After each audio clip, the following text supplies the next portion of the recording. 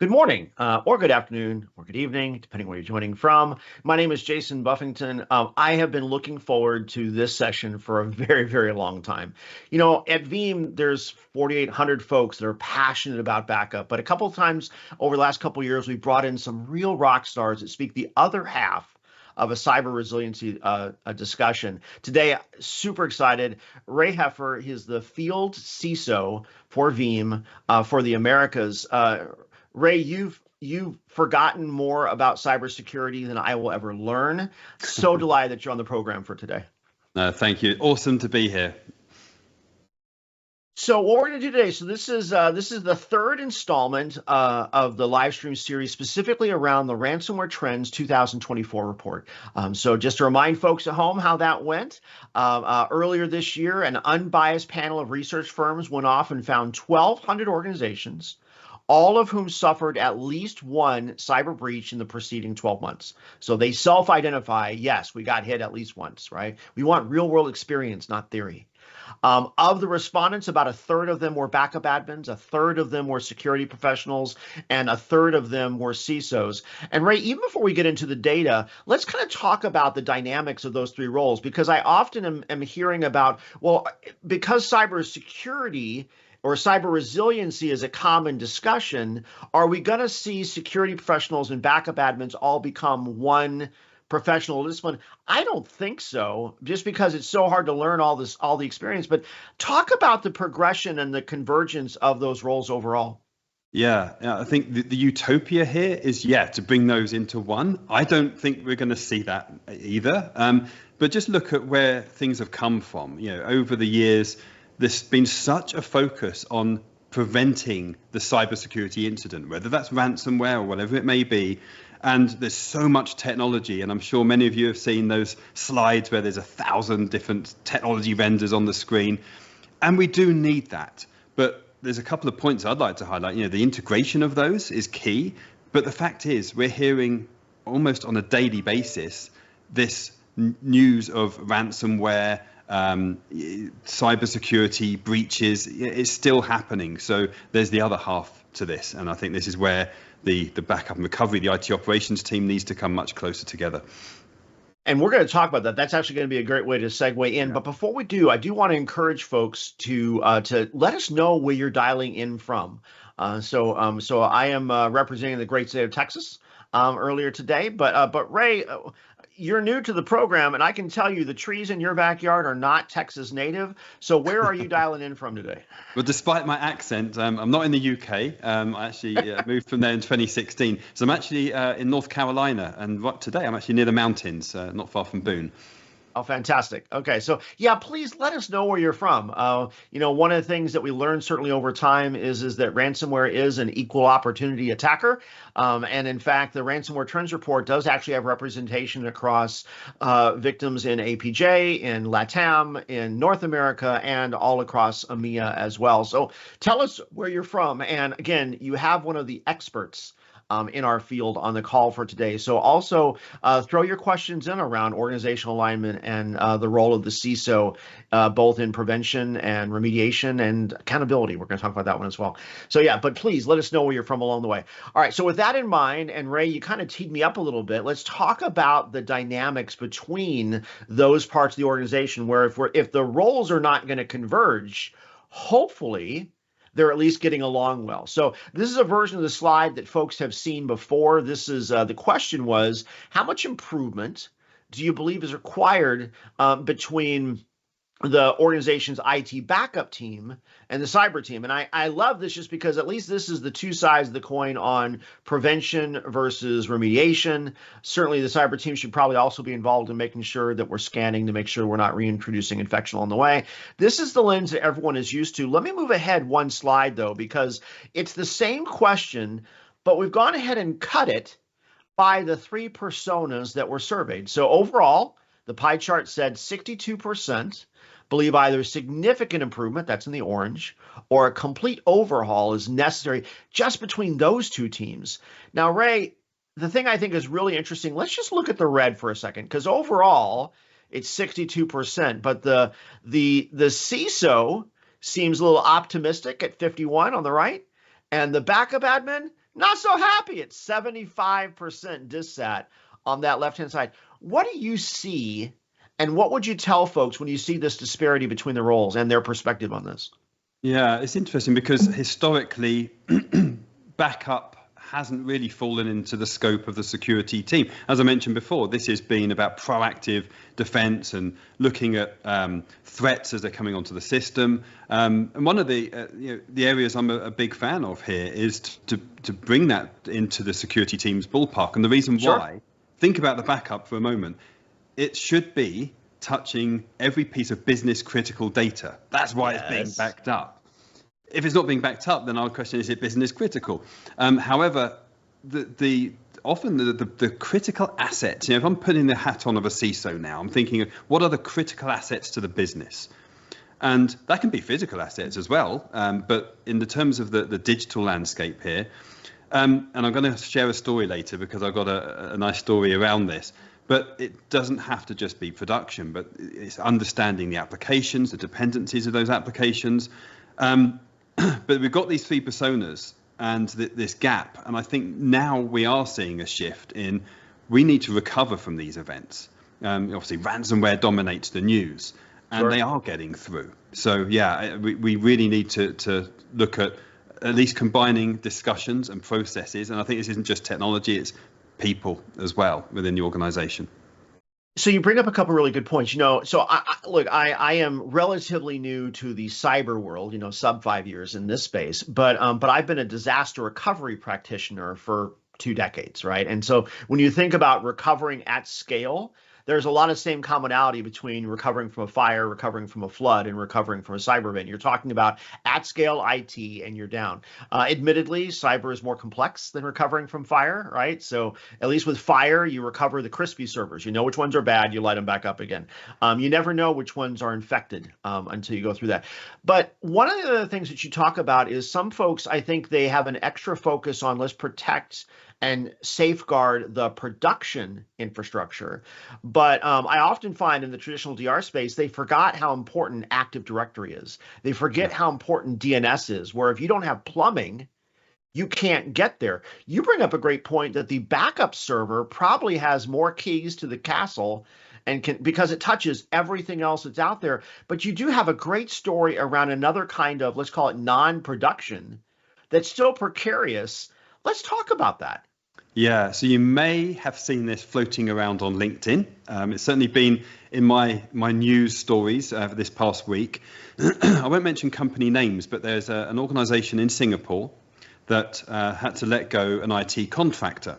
Now, this IT contractor was managing a QA environment, and for whatever reasons, he was upset. You can call this an insider threat or whatever that may be, but he had credentials after he was let go to get access to the QA environment, and he deleted 180 virtual machines. Now, there's a number of points here that I find interesting. Oh, God. First of all, QA was not deemed a business critical asset. To my point earlier, it was a QA environment. It's not production. It shouldn't impact day-to-day business. But actually, it did. It cost them 918,000 Singapore dollars in terms of processes stopped because they didn't have that QA environment. But also, in cybersecurity, in the cybersecurity world, putting the CISO hat back on for a moment, you've got the offboarding process of an employee. Well, QA was missed. They just focused on production. So that highlights more gaps. And I think this is why I think this is an interesting slide. There's a little phrase. If I could roll that tape back, right? If I could roll that tape back. You used a phrase that I think a lot of folks just kind of mulled over, and that was business process stopped because, and then there was an IT change, right? And so I think we need to stop thinking about production as this holy grail category and think about business process that is dependent on an IT function, right? Once you have that and then work backwards, that's how we need to be thinking about protecting and not thinking about things about, back in the old days of DR, we used to talk about mission critical, business critical, normal, low priority. I once had a customer that said the only thing they got was the shipping room. So, not a problem. Oh, wait. That was a depot for Amazon. or UPS. So shipping room, kind of important, right? So let's get rid of the terms around the production case, but I love what you said around business process that depended on IT. Therefore, you saw a financial impact from that. So big add on that. Okay, so I do want to cover the map before we get into this next gamut along the way. And first and foremost, I got to we're looking at this big global map, right? But I got to give a shout out to my friends down in LATAM, because anytime that either Brazil or Argentina represents, all of a sudden this massive chunk of the world turns green, and it just makes me happy inside. So let's go ahead and take a look at the map. So how about we go to North America first? As I said, I am claiming the great state of Texas. I claim almost all of it, by the way. Our social media is also out of Texas as well. And I'd like to think that that Tejas is mine. We're also representing here. We got Florida in the mix. Let's see. We got Michigan hanging out today. Looks like Ohio is on the line. So yeah, so we got some good representation. Is that Georgia over in that far right side? Out in Europe, we've got UK is in the house. We got what is that? Spain and France, which is kind of nice. We got that whole line going up and down across the Greenwich Mean Time. So way to represent y'all. And my friends in Latin America. By the way, if you have not signed up for Latin America yet, I know that signups are now available for Veeam on Tours. So hopefully everyone got a chance that didn't get a chance to go to Veeam on in the US 2 weeks ago. We are doing a series of roadshows. I will be speaking at Veeam on Tour Brazil, and then some of my colleagues are doing Argentina, Colombia, etc. And then South Africa. Oh, South Africa. You know, if there's two places in this world that know how to do meat almost as well as Texas, it is Brazil and South Africa. To my friends in Joburg, thank you for watching, and we'll go today. Oh, hey, question from Jared on LinkedIn. Will we get the slide deck afterwards? Every slide that's in the deck that you're seeing today is actually available in chart form, and you can actually download those as part of downloading the Ransomware Trends Report. So the ransomware report itself, hopefully we'll put this in the socials, is VEE.am/RW24, ransomware 24. And then if you link on the last page of that report, you can actually, there's a secret link that says click here. And you can get all the slides that we covered during our series. So yes, please download the slides. In fact, one of the reasons that we produce this much research, and Ray helped me out on this, it's not uncommon that not only do these teams not get along, in some cases, they don't even know who each other are, and they're not speaking the same language. And so one of the reasons we produce this data is to help you have those conversations between the backup team, between the security team, between the CISO team. And I just have to imagine, Ray, if you walk this into a conference room and I'm the backup admin and I say, look, I am not really happy, but it looks like maybe the CISO is optimistically naive. And I wouldn't say it that way, but that's what the data shows as to how much improvement there is. Maybe this starts a conversation. What do you think?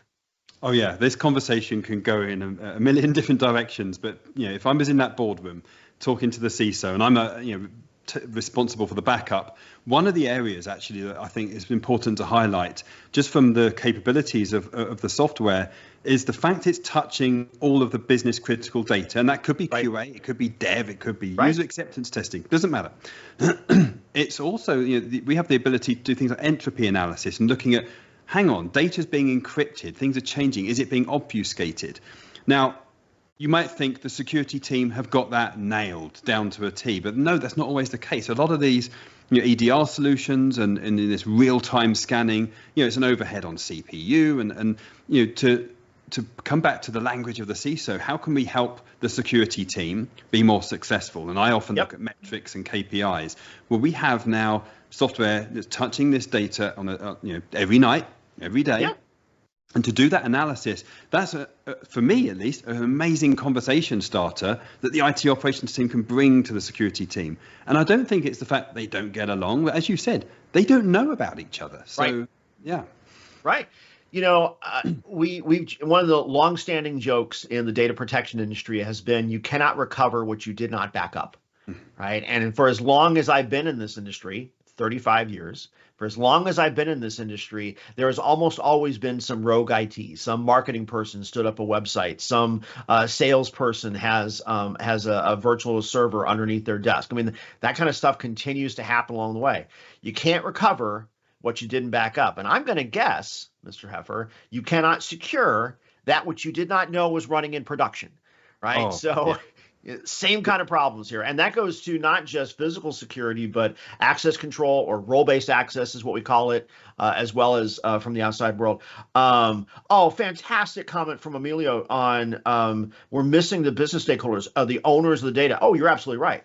Right. So in fact, this was just discussing the synergies between the prevention and the remediation teams, but absolutely, even just in data protection parlance, let's ignore security for just a second.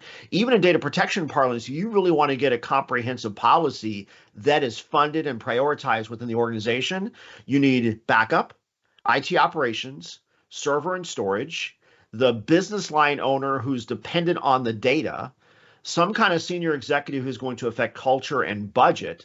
And by the way, while we're at it, could we just lean in on the important role of the partner, right? Because Ray, I can tell you, I've done a lot of tabletops and planning session workshops over the years. It is amazing to me. You get a large group of people in the room, and they're still meeting each other. Like, oh, who are you with? Oh, we're in the same company, just different teams. But the partner knows them all. Right. Yeah. The partner is usually that lightning rod to kind of bring everyone together, especially if they're a consultative partner. So GSIs, system consultants, even BAS and DRAS providers. So cannot lean into that. In fact, we'll talk a little bit more about that as well. All right. So there's more data, though. This is just the two tech teams most responsible for prevention and remediation. But great comment on the stakeholders. Absolutely, it should be part of the buy-in along the way. Let's talk about why.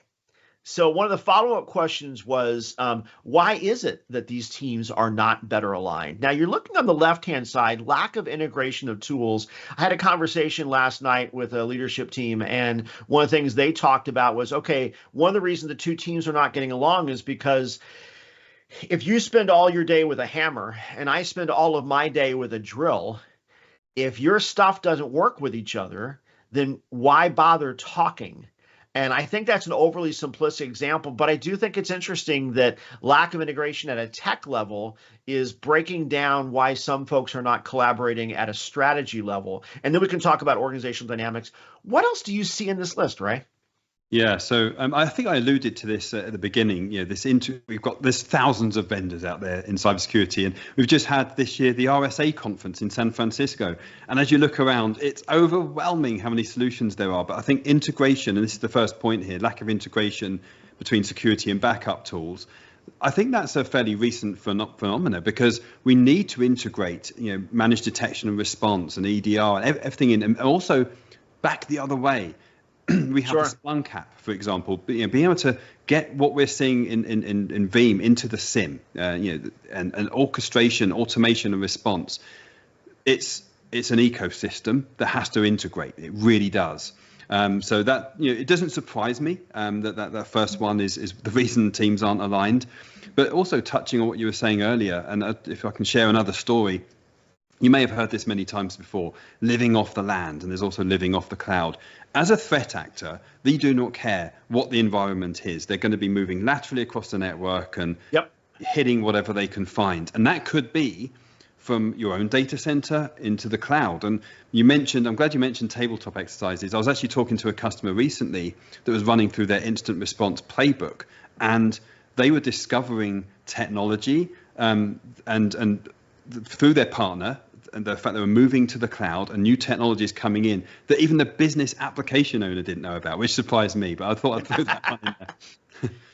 So I was at a CIO dinner a couple weeks back, and the guidance I gave them was, we love that most of the IT these days is a hybrid architecture, right? So it's hybrid cloud, it's multi-cloud, and one of the core goals in IT is to make sure the users can seamlessly get to the servers in their branch, the servers in the data center, and the myriad clouds that they have available to them. That's the good news. The bad news is if your user can easily get across those topologies, so can the bad actor. Right, so that is a double-edged sword as far as that goes. Let's kind of lean in though. Let's talk about more on the map, right? So we've got a couple more people that have added in along the way because we're talking about hetero and multi-cloud. Let's see where folks are representing from today. So okay, Texas education has failed me more than once today already, but I'm going to guess that's North Carolina. That's also representing now. So, and then I think that's Massachusetts on the near the top of the screen, which is a big coup for me. I'm going to be up in Cambridge, Mass, next week. So, by the way, if anyone is out in the Boston area and you want to share some coffee or some seafood, please let me know. I'll be out in Cambridge. Please let me know. Let's see, we're also, and Florida's representing today too, so awesome. I didn't see them earlier. How about we go down, let's see, anyone else, and let's go to Europe next, see where we're going from there. All right, Italy, very nice. It's like we're expanding, right? We started in the UK and we're just expanding in all directions. There's probably a joke in there that we shouldn't do. But anyway, and then Switzerland is in the house, best chocolate on the continent. And so let's keep on going. So if we go down to anyone else in APJ, are we representing in today? Looks like UAE. I spent some time in Dubai. I'll give props on that. And then Veeam tours are actually going to be in 3 different cities in India. I think it's Mumbai, it's Delhi, and I forget the third one, but I think we've already got 3 stops in India for the Veeam tours. So please check that out as well. We would love to visit with you while you are there. All right. So we talked about the teams quite a bit. Now this is all in the prevention mode. Let's start getting into what happens when the attack actually happens. Remember, 1,200 organizations, unbiased survey.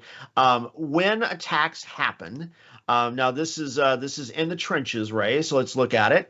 So and I just every time I ask this question, I just keep hearing the Ghostbuster theme, right? Who are you going to call? And so this is who gets lured in first. So the backup team is coming in just a few points ahead, 56%. There's 1,200 on the respondent, so it's not quite a tie. The CISO, yeah, you're going to call the exec and say, we've been hit, we've been hit. SEC team's involved, and then there's a pretty clear waterfall that rolls off the back of that. Were you surprised? How does this feel to you? I was initially surprised because, my textbook would say CISOs at the top. They should know. There's been a cybersecurity incident. The CISO should know first. But, in hindsight, I'm thinking, okay, why is the backup? I know they just crept in there. It's not, they're very close. Yeah. But I think it speaks to the fact that look at modern day cybersecurity threats. They are dominated by data breaches, the encryption of your data, ransomware, and we have to recover from that. Which is going back. I'm going to keep going on, hopping down on this point. We have to know what our business critical assets are, and this is an opportunity for the IT operations teams as well to speak to the security teams and make sure that when there's an incident, we have those incident response playbooks polished and we bring those people together. And listen, look, at the end of the day, let's say I'm a CISO and I look at my phone in the morning, I hope this doesn't happen, and it's just on fire because there's a ransomware incident. Yeah, I'm going to have a bad day. I already know this is a bad day. So I think the teams you engage first, I think it's great that the backup team are in there, as long as they're part of the incident response process. Absolutely. And in fact, we're going to visit on that in just a few seconds, but I got to mention as well, when I look at this, I think there are 2 things that I took away. One, I forget if it was you or Andre who has said this before on one of our other live streams. The good guys have to get it right every time. The bad guys only have to get it right once. Right. And so certainly once the bad guy wins, at least once, remediation is going to be in the plan. Right. So as long as you have a working plan, in theory, in that incident response team, the team builds the plan says who you're going to call. I will also point out, by the way, anytime I've ever brought a problem to a CIO, to a CISO, or any other member of the C-level suite, their very first question was, and what are we doing about it? Right? They don't want to be informed and say, well, I haven't done anything else yet. You were my first call. Right. So I would actually rather tell the CISO, I've already called the backup team. They're starting to stage restores. We'll keep you updated from there. So I actually like the fact that they pulled the first trigger on remediation. So that when they call the executive team, they say the plan is in action. Is on there as well. So another great question from Emilio here, incident response team being the top. So I'm going to guess that the incident response team creates the plan. The plan says who to call. And so endemic in that then is the IRT is actually kind of embedded within that work stream along the way. We got a couple more slides along the way that's part of that same thing. So this is who gets called first. And it is kind of mostly a three-way tie. I do think it's interesting, though, there's a lot of third parties. Let's talk about the third parties for a second. And Ray, I'm going to draw your eye to the bottom of the slide to start with. 6% of organizations said they did not engage any third parties as part of the process. And in the South, we would say, bless their hearts, right? But for the other 94% of cyber victims, they called one or more of these folks. I like the fact the security vendor and the backup vendor got involved early. I'm going to point out that the two blue wedges, forensics and ransom, that happens to be Coveware Blue, right? Because if you think about forensics and negotiation, that's part of it. But let's talk about that, the importance of third parties. Let's talk about the importance of the partner coming in that list as well. You said yourself, you're having a really bad day. Wouldn't it be nice if you had some smart folks that were level-headed and ready to assist? Well, let's look at this from a slightly different perspective. Let's say I'm the attacker now, and I'm going to share the story of Scattered Spider, and this is really relevant to this. Scattered Spider, by the way, are made up of US, UK, and Canadian citizens, and they've been very successful because of their, the native English speakers and the ability to carry out social engineering to infiltrate. It's not now they've gained a notoriety from Russian threat actors as well. So we're seeing in this threat landscape the collaboration between Scattered Spider, Sandworm, and some of the Russian threat actors. So they are doing this. They actually have. If you look at ransomware as a service, it's got incredible support. But technically, they have this slide nailed. They're using each other, the support system integrations. Yeah. We have to do the same here. So I think it's great that security vendors are up there. I didn't catch that the Coveware Blue is in there. I think that's a nice touch for the forensics and the ransomware negotiation. And by the way, on ransomware negotiation, that's not always, it's all failed, we need to negotiate. Quite often, I was speaking to the Coveware team on this, negotiations, they can take a week, 2 weeks, maybe longer. And there's some stall tactics in there which allows them to really gather intelligence and potentially recover as well. You need to learn as much as possible. So I think these are all critical components. But yeah, looking from the threat actor perspective, these groups, and this is what worries me the most, is you have Western threat actors and folks in Russia and other regions around the world coming together. So they have that collaboration, which we have to do the same. So I think it's great that as part of that remediation, that third parties are involved. Love that. Ray, it sounds like you've got a lot more that we want to share, and so I'm going to invite you back. We're going to have another episode on this in just a couple of weeks. We're going to talk more about how those plans work together, but it's a little bit of a tease for that. And actually, we had another comment on Emilio around the incident response team and plan, which is actually a great segue for the last piece of data that we're going to cover for today. So again, of the 1,200 organizations, let's take a look at the little tiny wedges on the very bottom of the screen. The question was, prior to the incident, did your organization have a team and did they have a plan, right? And so the red says that all but 2% had a team pre-identified prior to the attack. All but 3% had a plan or a playbook ready to go. So 95% of the victims had a team, had a plan. This is what was in the plan. Now, admittedly, there's a lot of these things on here, Ray. I would have loved to see them all at 100%, right? But I do think it's interesting. The most common things in that plan were backup verifications and frequencies, right? Do you have verifiably recoverable backups?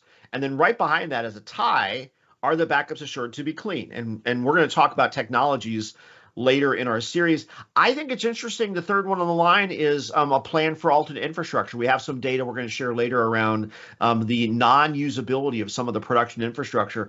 But we only got about, 60 seconds left.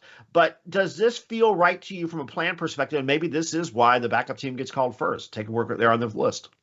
Yeah, I think the one thing I'd like to highlight here is this does make sense. I think this is great. But you actually touched on this very early on is, let's say you're going to recover an application that's been impacted. There's going to be dependencies which may have been missed. So the incident response playbooks, being able to rehearse those and do automated testing is important. Because it could be, you mentioned DNS, it could be Active Directory, it could be something that you have to go through those playbooks. You have to, and I'm going to hint again, tabletop exercises to discover these things. Love that. And we are going to visit on that one in just a second. So to wrap up, if you haven't already done this, please go download the report. You can hit that QR code. You can download VEE.am/RW24. If you have comments, by the way, Emilio, thanks for all the discourse throughout the day today. If we're not already connected on LinkedIn, or if you just want to reach out for other stuff, any of y'all can reach out to strategicresearch@veeam.com. We'd love to talk about how the data came together and does this align with your own experience? Okay, Ray, you got 15 seconds. Give us one last nugget of wisdom. What do you need the 4,000 folks that are watching this to hear today? I think let's learn from that story I shared that's been in the news where a non-production environment was impacted, and use that, I think, to have conversations. If you're the IT operations team, or maybe you're the security team, bring those two teams together and use that story as a conversation starter. Let's revisit this. Let's look at what we really need to protect. Conversation starter is the right way to do it. That's why we produce the data. That's why you should be talking about the stories. Go meet your friends. All right. With that, Ray, again, thank you for joining. We are going to have you back later in the series. For everyone else who's watching today, download the report, share it with your peers, have some new conversations. These are topics we ought to be talking about. Until next week, I'm Jason on behalf of Ray and Veeam. Thanks for watching.